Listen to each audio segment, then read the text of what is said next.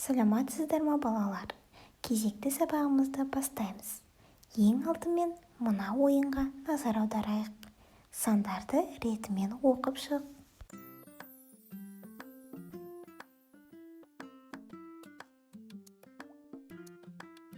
Иә балалар, қандай сөз оқыдыңдар? Дұрыс айтасыңдар, сөз және оның құрамы. Демек, біздің бүгінгі тақырыбымыз сөз және оның құрамы.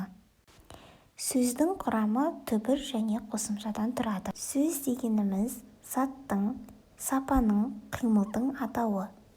Сөздің одан әрі бөлінбейтін мағыналы бөлігін түбір дейміз. Ал сол түбірге жалғанған бөлігін қосымша дейміз. Демек, сөз құрамы түбір мен қосымшадан тұрады. Ал түбір негізгі және туынды болып екіге бөлінеді. Қосымшаны жұрнақ, жалғау деп екіге бөлеміз. Ендеше осы туралы бейне көрсетілімге назар аударайық. Бүгін біз қосымшалар туралы сабақ өттік. Қалай аталушы еді? Жұрнақ пен жалғау ма? Иә, олар өте қызық. Сөздің мағынасын өзгертетін қосымшаны жұрнақ дейді. Ол былайша белгіленеді. Мысалы, қой бұл үй жануары болады. Оған ш жалғасаң, сол қойды бағып жүрген адам болып шыға келеді. Дәрі қана. Ал дәрі сөзіне ерді қоссақ, дәрігер сөзі пайда болады. Дәрігер науқас адамдарды емдейтін маман.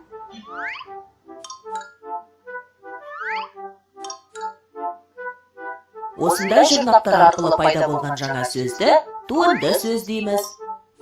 Сонда, осылардың бәрі жаңадан туған сөздер ме? Бірақ туған емес, туынды сөз. Кейбір қосымшалар жаңа мағына тудырмайды. Олар жалғау деп аталады. Оларды былайша белгілейді.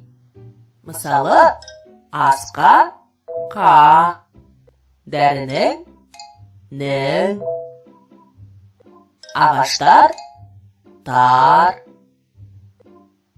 жапырақты т қосымшалары жаңа мағына тудырмайды.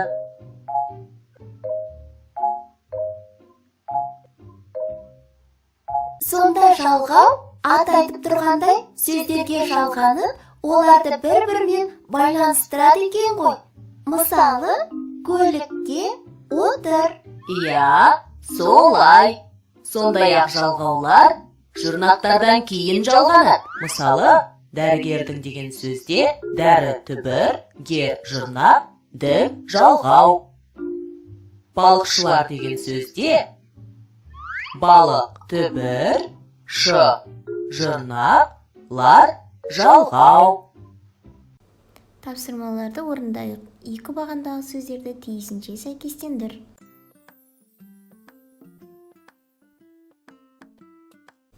Семантикалық картаға назар аудар. Берілген сөздерді түбір, жұрнақ, жалғауға ажырат.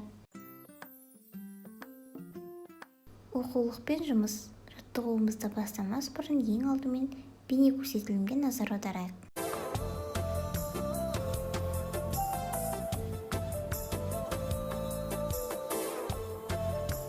Мемлекеттік рәміздер мемлекеттің тәуелсіздігін білдіретін нышан. Оларға биік мәртебе 1992 жылдың 4 маусымында беріліп, дәл осы күн рәміздер күні болып бекітілген болатын. Қазақстан Республикасының мемлекеттік туының авторы Шәкен Ниязбеков, ал елтаңба авторлары Жандарбек Мәлібеков пен Шота Уәлиханов.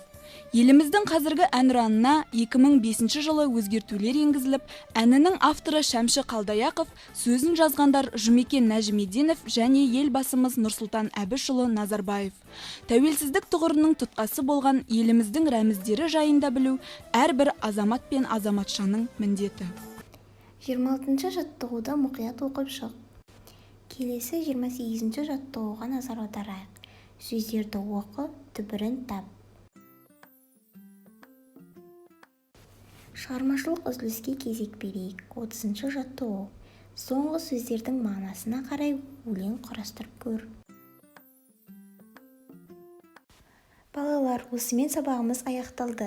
Егер де саған сабақта барлығы түсінікті болған болса, күнді жібер. Тағы да сұрақтарың бар болса, ботты жібер.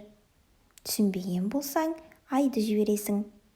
Үй тапсырмасы 107 бет 29 жаттығу. Сабағымыз аяқталды. Сау болыңдар.